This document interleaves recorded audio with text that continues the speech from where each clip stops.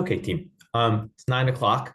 So so we stay on schedule and don't take advantage of other people's calendars more than they've committed to us. Maybe we'll open the webinar. I'd like to welcome everyone who's attending today. I think we've got a very exciting webinar for you concerning demystifying the energy attribute certificates. It's certainly a topic that we get a lot of questions on at NUS Consulting Group, and the sustainability team that's going to discuss it today has numerous conversations with clients and others. So we're excited to walk through this subject, provide the detail that we think that people are looking to acquire. It's certainly a very topical one concerning of the electricity and offsetting electricity's carbon emissions, and one that's being widely used by large businesses and small businesses alike. So we're happy to spend some time with you today, share some knowledge, take your questions. If you have questions, please feel free to put them into the chat. I will do my best to weave those questions in with our panel and have those answered during today's webinar. If we're unable to answer your question during the webinar, we will certainly get back to you. A couple of small housekeeping items. We will make today's presentation available to all of the people who have registered for the webinar. So please feel free. We'll make sure we circulate that. And then if you have any questions specifically for the team that you may not have thought of during the webinar, their contact information is available, so you can contact them directly with any additional questions you may have. So with that introduction, I will pass it over to NUS Consulting Group's sustainability team to let them introduce the topic in more detail and themselves and begin today's discussion. Great, thank you, Richard. In relation to the delivery of today's webinar, it will be delivered by members of the NUS Energy and Sustainability Services Department, currently based in the UK. So in terms of speakers for today's event, I'm David Carline. I have to oversee our net zero and sustainability services to NUS's large industrial and commercial clients globally. Hello, I'm Benedetta Pisano. I'm a sustainability consultant, and I'm also based in the NUS Consulting Group UK office. Hi, my name is Diana Blades. I'm also a sustainability consultant based in our UK office. So the focus of today's webinar will be to provide you with a comprehensive overview and insights into the world of energy attribute certificates, or EACs, as they're known under the umbrella term. As Richard mentioned, this is a key decarbonisation lever for clients looking to reduce their emissions in relation to electricity. As it is a developing and expanding opportunity, the aim and breakdown of this webinar will be to provide an overview of EACs across global markets. So what you can procure across North America will be different to Europe, Asia, the Middle East, etc. We'll showcase how EACs can directly result in a reduction in emissions. So for any clients with net zero or decarbonisation targets, being able to reduce your electricity emissions between now and 2030 will be a key priority.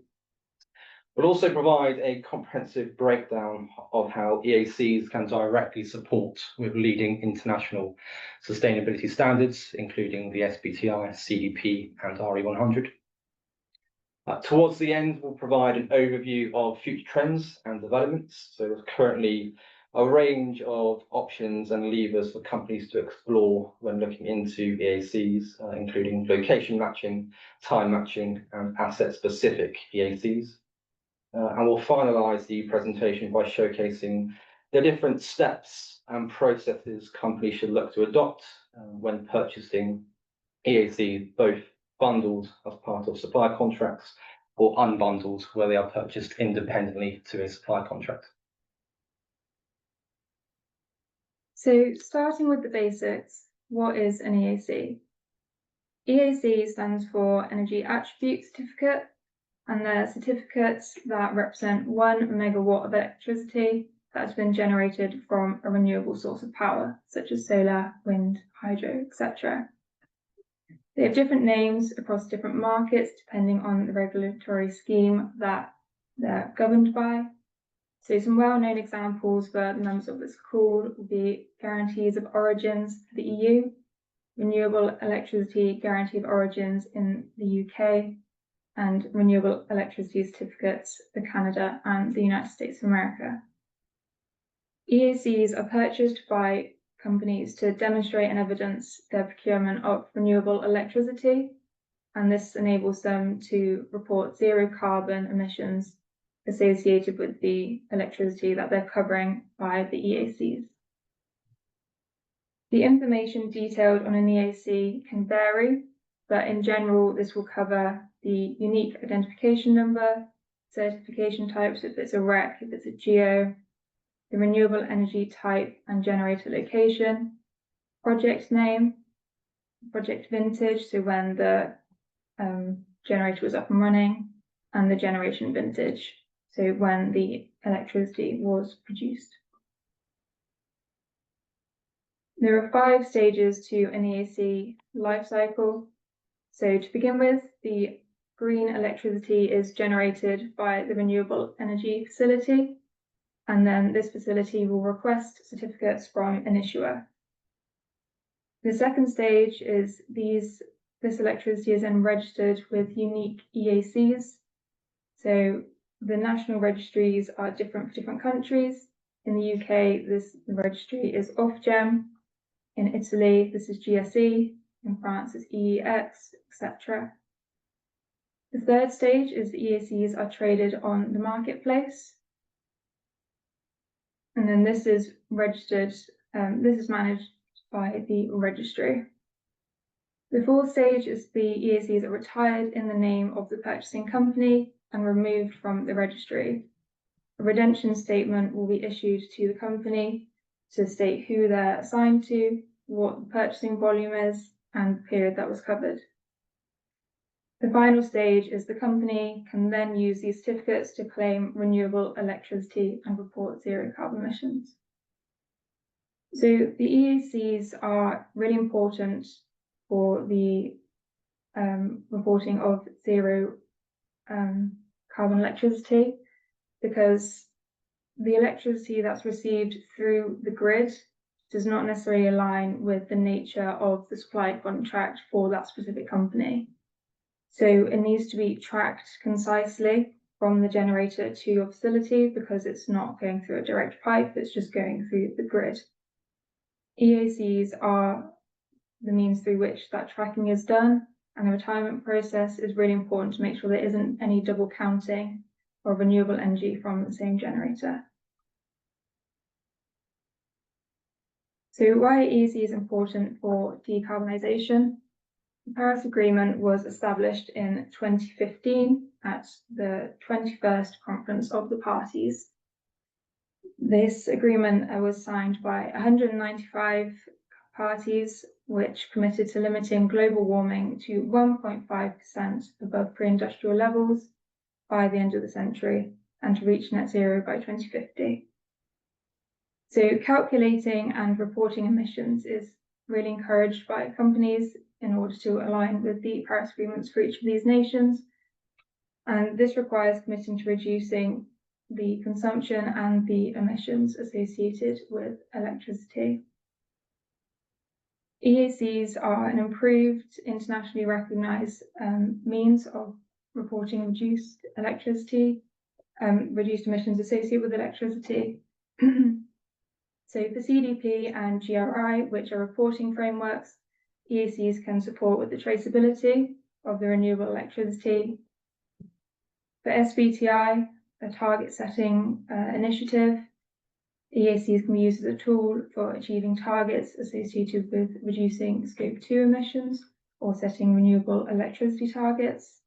And for RA100, which is an initiative for establishing zero carbon grids by 2040, EACs can support members by achieving that 100% renewable electricity targets.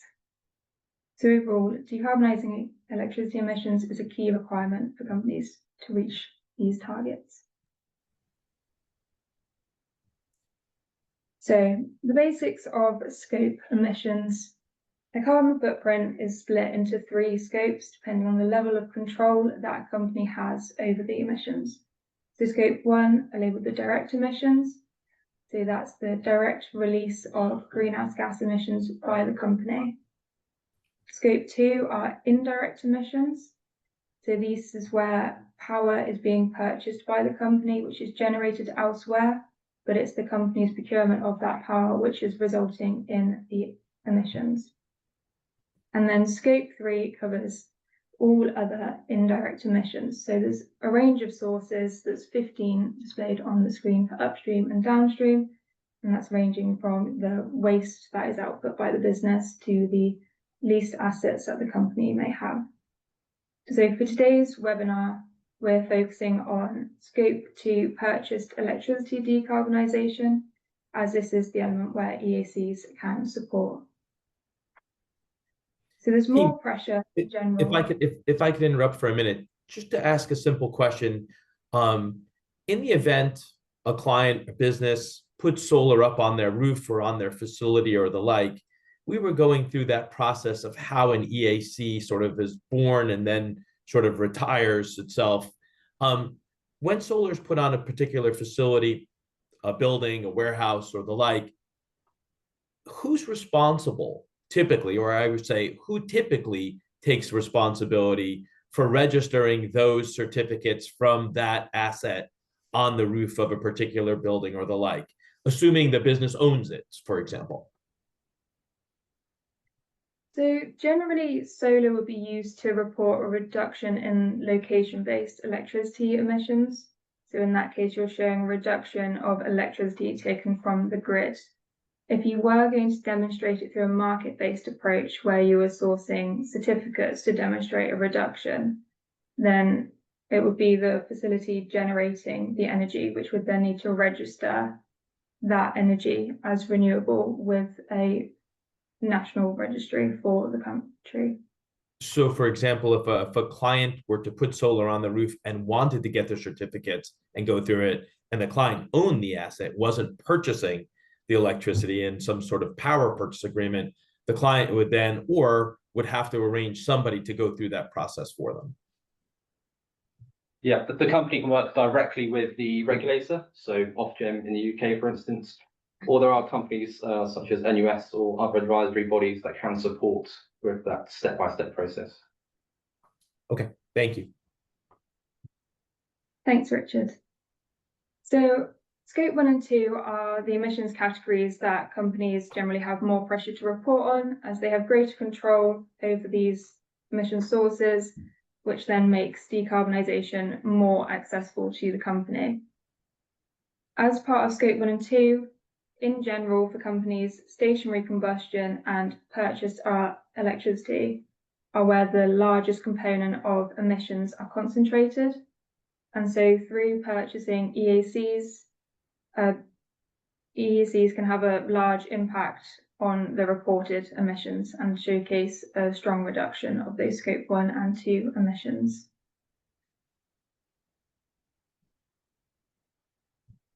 So there are 2 methods of reporting scope 2 emissions. The first is location-based, which is when the national emissions factors are applied. So, for example, in the UK, DEFRA annually release the national emission factor for the UK. Market-based reporting instead uses the procurement decisions of the company. So they'll apply the supplier specific factors or the EACs to demonstrate how they are consciously choosing more renewable or sustainable options. In general, it is recommended to report both and then to have the figures side by side stating which is which. Occasionally, you can see companies reporting scope 2 emissions where they're not stating which method is being used, which on occasion can be misleading when it's unclear how they're reaching their decarbonisation goals. So EACs can be used to show a reduction in the market-based reporting of electricity, as this is showing the procurement style which is being used, whereas, as I said, location-based is solely looking at the region in which the electricity is being used. and applying that, so it would be a universal factor for that region. Maybe two questions there, team. One, I assume that there can be vast differences between location-based, which would sort of be a national reporting or a grid reporting, and market-based. And that might, for example, impact your procurement in that if you're selecting a supplier and using market-based reporting, you may be more apt to pick a supplier that has a greener or a more renewable portfolio rather than a less renewable portfolio. Yeah, exactly. And I guess the second question is, for large clients that have sites located throughout the world, how difficult is it to collect all that market-based reporting? Is it easily available? Is it something that's published in a central location, or is it something you have to look at each supplier individually? How do you go through that process? It depends on the region, but in general, you have to go on a supplier by supplier basis. In countries such as the UK, suppliers have to disclose this on their website to show you what the carbon intensity of their electricity is. For other countries, that isn't the case, and so you need to reach out to the suppliers on an individual basis.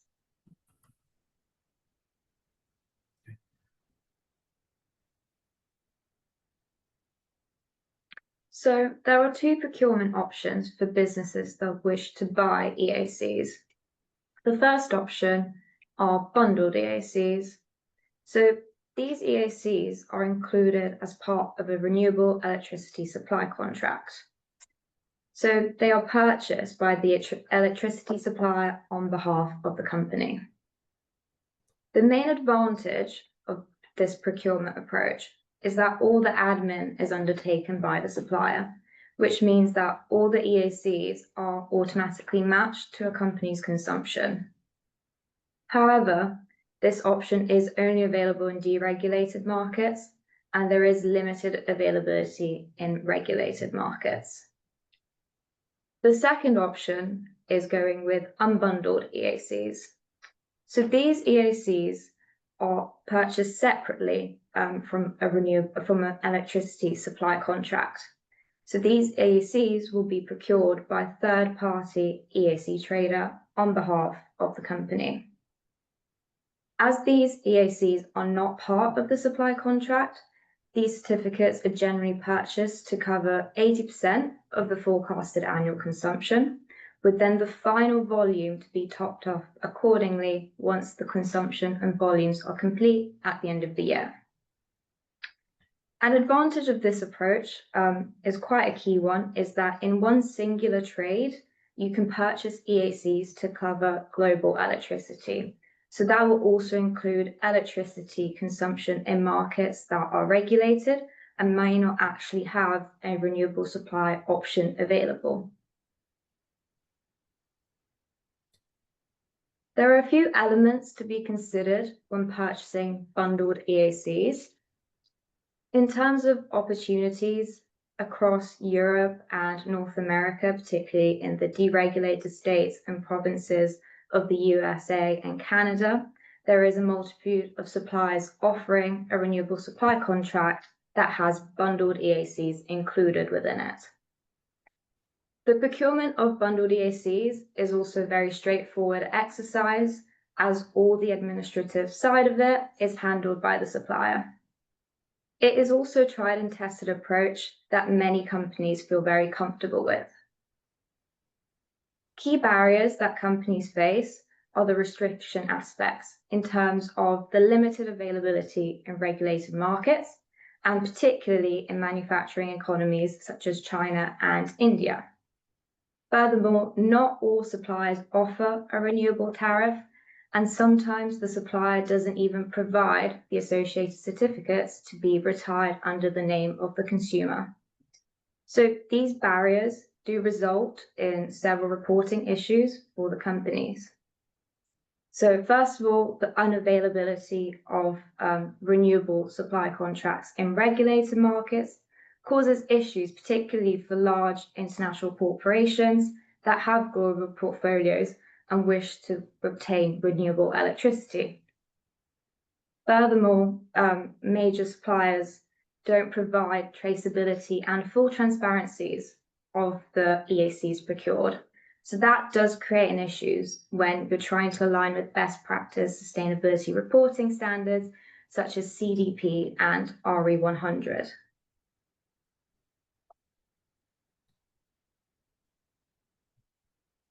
We are seeing an increase in number of companies looking to demonstrate renewable electricity procurement through unbundled EACs. They're actually currently acting as a replacement to VPPAs and PPAs, so corporate power purchase agreements and virtual power purchase agreements, as these purchase agreements typically require a lot of intensive administration and paperwork. Instead, unbundled EACs offer flexibility, and they're also much more inclusive of companies that have a lower consumption and wouldn't typically qualify for a VPPA or a PPA. The benefits of unbundled EAC include competitive pricing. So these EACs can be purchased from multiple traders, allowing you to undertake a competitive tender exercise and therefore identify the most cost-effective provider. Unbundled EACs can also be hedged forwards, so you are able to lock in favorable prices and support company budgeting. Unbundled EACs provide market solutions for those regulated markets or countries where there is no renewable supply contract option.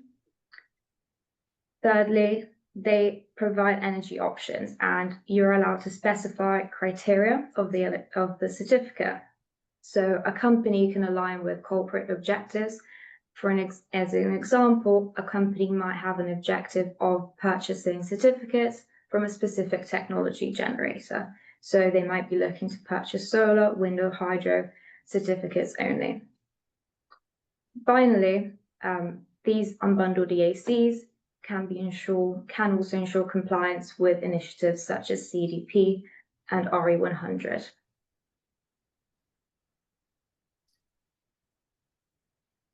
So just to expand on the difference between regulated and deregulated electricity markets, a regulated market is where the generation and the transmission of the electricity is undertaken by a single provider, which is usually government or state regulated. So this can result in restricted options for the customers to select from, or in some cases, there may be no option for a renewable supply contract.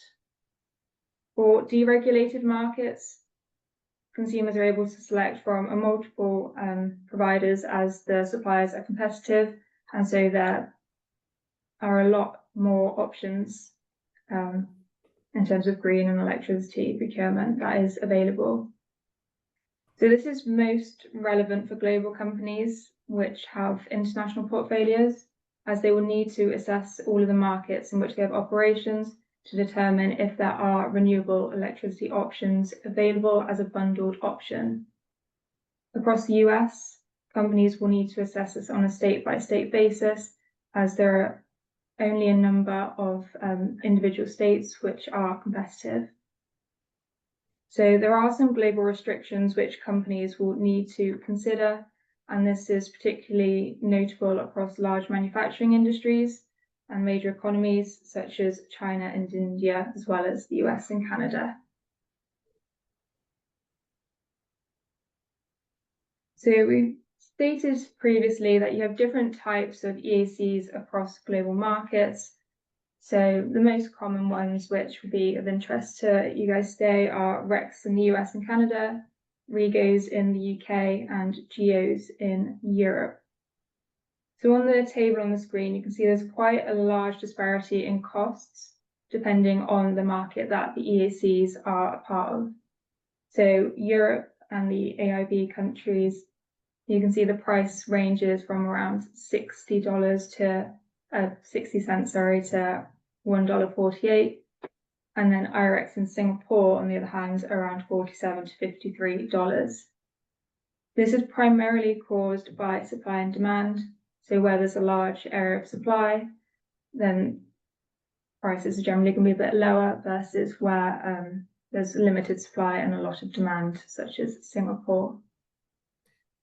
Within each market, there is a range of costs, and this range is attributed to the criteria which are selected for the certificates. In general, the more criteria that you select, so the technology, the age, etc., the more expensive it's going to be. And also, if you opt for certified EACs, then that will uplift the costs. So in terms of the market trends, in Europe, there has been an increase in prices for GEOs over the last few months. This is primarily due to a reduction in the Nordic supply. The hydroelectricity is normalizing. However, the wind production has been reduced, and so this is keeping more of an upward pressure on the prices that are being seen currently. This is also following the summer holiday period, where there is a low supply, which again is increasing the costs associated with the European certificates. For the US, there has been a policy change under Trump's administration, and this has removed some of the tax incentives associated with the building of renewable generators and renewable energy facilities. So because of this, the pipeline for the generation of new capacity has decreased, and the forecasted renewable energy supply has also decreased. And so because of this decrease in predicted supply, the costs are going up to reflect this.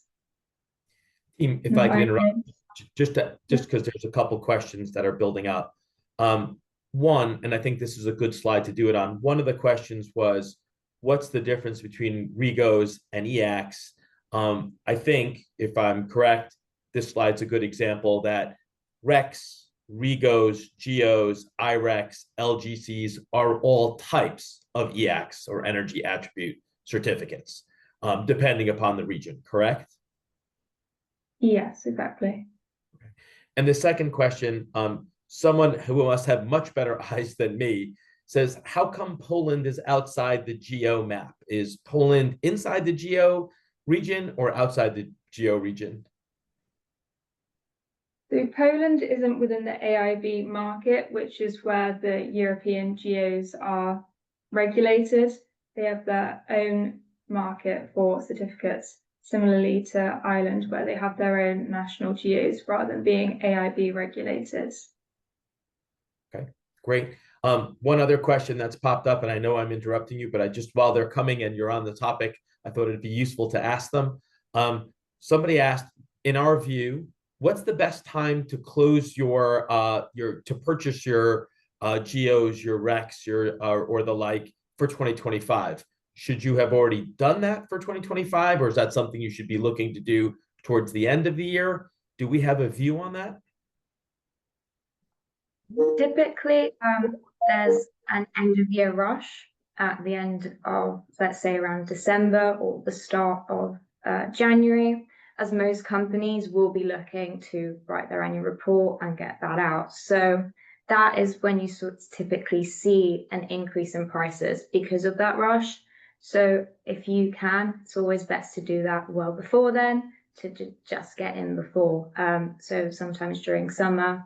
And that is also why the strategy, if you don't know how much you are expecting to consume, that approach of forecasting and purchasing 80% is a good approach, which then allows you to then just get that additional top up, let's say when you get your invoices in and you know exactly how much you consumed. And one last question that came through is there an equivalent to Green E and non-Green E certified in other regions? I'm assuming this question relates to the US because Green E is a US concept. Does that apply to other regions, or is that simply a North American concept? Green E is specifically, as you said, the REC aspect, solely covering the United States and Canada. There are also a few other additional labels, I believe Eco Energy, and then a few other for various reasons. However, Green E is the most commonly and most popular option. And I guess the questions are quite sort of stacking, so I'm going to continue to ask them. Another question was, is there a difference in quality in the certificates around the world, in the sense of are some better than others? Or is it the fact that if you're registered as a GEO in the AIB or an IREC, et cetera, there's no differential in quality when it relates to SBTI sort of reporting? So in order for a certificate to be recognized, let's say, as an EAC, or in each registry as a GEO, REGO, REC, etc., they must fulfill certain criteria. So in that element, they're all the same. However, we will shortly be going into a few different slides, which will showcase how some certificates can have additional sustainability aspects to it as well. So higher quality certificates can also be purchased. However, if they are recognized as a GEO, etc., they are meeting the minimum criteria. I think I've exhausted our questions for the moment. Brilliant. The last market I wanted to touch on this slide was China. So in 2025, so early this year, China started regulating their own EAC scheme. It's called GECs. Previously, they were primarily using IRECs. So there's no significant difference between the IRECs and the GECs, how they're issued, registered, traded, etc. That's all fairly consistent. However, there are expected to be slightly higher costs for the GECs compared to the IRECs, and slightly more volatility from 2026. But in general, the cost of EACs and the EAC markets are much more stable than the electricity unit price. There are just some small external factors which occasionally cause some fluctuations, but yeah, they're a lot more stable than the unit price of electricity. I'm going to interrupt you again because as we're showing this slide with pricing, we are getting a few more questions. And the first one is, are the indicative prices that we're showing there, are those for 2025 vintage, or are those for 2026 vintage? Or are they, there was this question, so I was kind of curious to maybe answer it as since we're on the slide. These prices are for 2025 vintage, and I'd just like to note they are the indicative ones as of September this year. See, perfect. That will also help. So these are September prices, 2025 vintage. So some people are comparing their prices to what you've got up on the screen. So if you had purchased earlier in the year or somewhere else, you clearly are going to have different prices. But this is current pricing for 2025, or at least pricing as of 25 or so days ago. The market is constantly moving. So this is just a snapshot of what prices look like at the beginning of the month.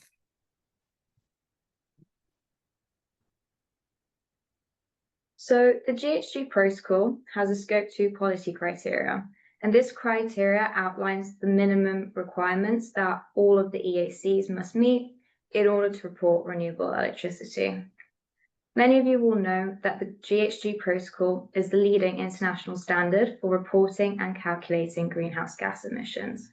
And it actually is the grandfather, or let's say, builds the foundations from which all the other sustainability standards and initiatives build upon. So when purchasing EACs, companies must ensure that the EAC conveys the GHG emission rate of producing 1 unit of electricity. It must also be the only contractual instrument associated with that electricity generation claim. It must be retired on or behalf of the reporting entity. And in terms of production period, it must be matched as closely as possible to the electricity consumption. And it also must be sourced from the same market. So as Deanna was previously showing on the map earlier, if you have consumption in China, you'd be getting GECs. And if you're in the European AIB countries, you'd be getting European AIB GEOs. Companies aligned to other sustainability standards, such as the SBTI, CDP, and RE100, will need to consider further criteria. So the SBTI currently requires the same criteria as the Greenhouse Gas Protocol. However, its criteria does have potential to change in the future because its current standard is under consultation. So what would that mean in terms of EACs? Well, there might be additional criteria in location and time matching the EACs. So to be specific, it would be matching the time of the certificate generation close to the electricity consumption. And in terms of location, if you take Europe AIB geos, you'd actually be trying to match it to the exact same country rather than using the whole grid. So for Spanish consumption, you'd be looking to purchase a Spanish generated geo. CDP also has the same criteria as Greenhouse Gas Protocol. It does actually specify what an appropriate production window timeframe is. So it's stating that the EAC must be no earlier than 6 months before the start and no later than 3 months after the end of the reporting period. Now, this reporting period that is described in CDP is actually commonly utilized in most of EAC purchases. And CDP also does include some best practice recommendations.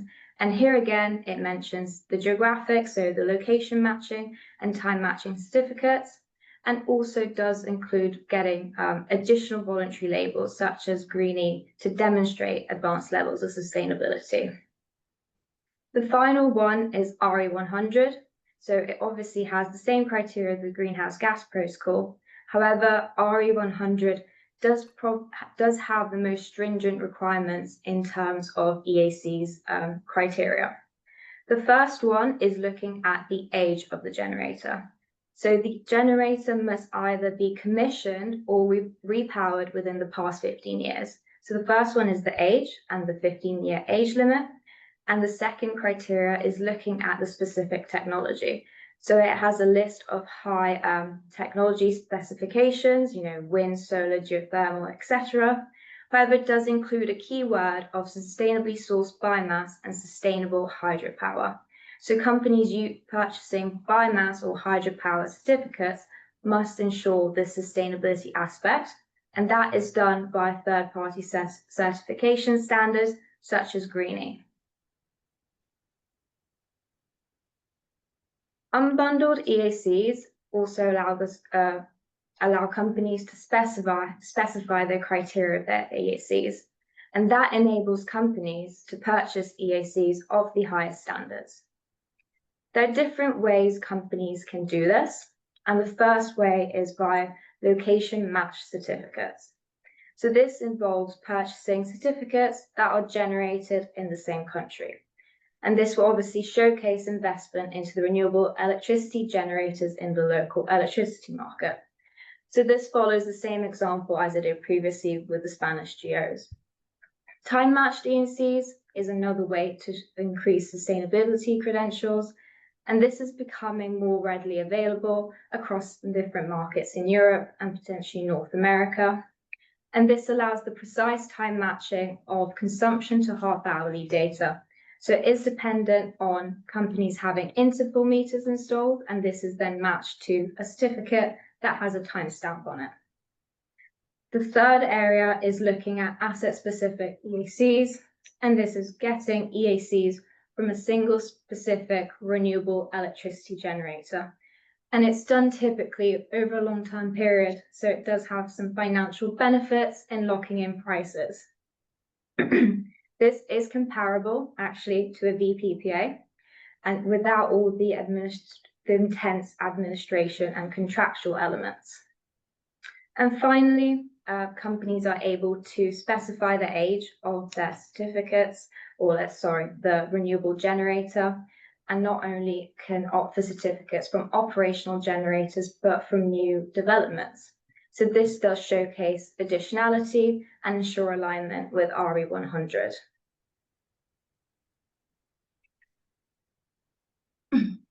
So how can companies develop an EAC strategy? Well, NUS are able to provide a start-to-finish support service for the procurement process of unbundled EACs via competitive tender. This service has 5 key areas. The first stage is an engagement and scoping exercise. So NUS will directly engage with stakeholders to determine the requirements and criteria of the certificates the company is wishing to purchase. So things we will address will be the timeframes for reporting, are these certificates needing to be purchased before a certain period for a company's annual report? Are there any budgets to be considered? And also, what are the sustainability requirements? Is the company aligned with CDP and RE100, and will those certificates need to meet that criteria?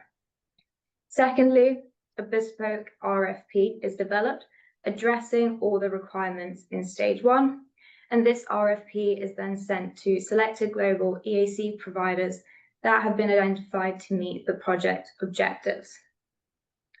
NUS will then manage communications and answer any questions that the EAC providers will have, and then NUS will summarize and consolidate the responses for review. Finally, a EAC provider will be selected that will meet all the RFP requests, and the EACs will be purchased. The final stage is when the EAC provider retires the certificate on behalf of the reporting company. So the EAC provider will take care of all the intricacies of the different registries across all global markets and retire the certificates on behalf of the company. Once these certificates have been retired, the company can then report renewable electricity and zero scope 2 electricity emissions. So that provides the detailed overview of opportunities in relation to both bundled and unbundled EACs. So to summarise some of the key takeaways before we conclude the webinar, things to consider when companies are addressing their next procurement approach for EACs can include costs and budgeting. So as mentioned, from our experience at NUS, exploring unbundled EAC opportunities does typically provide cost savings, as you are able to procure EACs from a competitive marketplace rather than solely relying on the costs dictated by the current supplier. Obviously, the more specific criteria required for EAC procurements, costs will likely increase. As mentioned, for companies with a global portfolio or with consumption spread out across different US states, companies will need to explore what are the opportunities from a market and regulation perspective for each state or country. So as part of that, you'll need to explore, does the current market provide opportunities for bundled? And if not, you can start to explore unbundled EACs to be purchased separately from your supply contract. That's stated for companies with operations across the US, China, India, Israel, etc., typically to showcase the procurement of renewable electricity, unbundled EACs may be the only option available. We're seeing lots of companies at the moment under more scrutiny to showcase the credibility and traceability of their EACs. So leading auditors are now requiring companies aligning with international standards to be transparent in their reporting and to make sure if they are reporting zero emissions and 100% renewable electricity, that there is the full traceability of EACs and that those EACs are in turn fit for purpose and meet the standards that have been reported. As mentioned multiple times, the world of sustainability reporting is always becoming more intense with different levels of criteria for companies to comply with. So we are seeing unbundled EACs be the preferred option for companies reporting and aligning with key international standards such as the SBTi, CDP, and RE100. So again, if your current supplier is not able to bundle EACs as part of your supply contract, which meets those specific standards, companies may have to explore unbundled to make sure they can select EACs which align with those different reporting standards. And again, for companies with a long-term commitment to net zero, as you're looking to showcase, they are aligning with best practice standards. Unbundled EACs in particular can provide you with that flexibility and the ability to select specific criteria. So as mentioned, lots of companies are now starting to explore best practice standards such as location and time matching alongside asset-specific EACs as an alternative to corporate PPAs.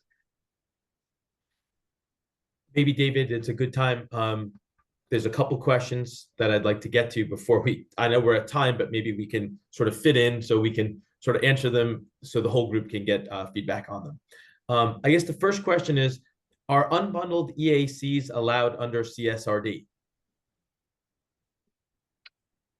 Yes, for reporting purposes, it's clear to make it transparent that the purchasing of unbundled EACs do align with leading international standards and are equivalent, if not better, than bundled EACs, that they provide the ability to select the better criteria. But from a reporting perspective, as long as they are meeting the minimum standards, unbundled EACs will be a compliance option.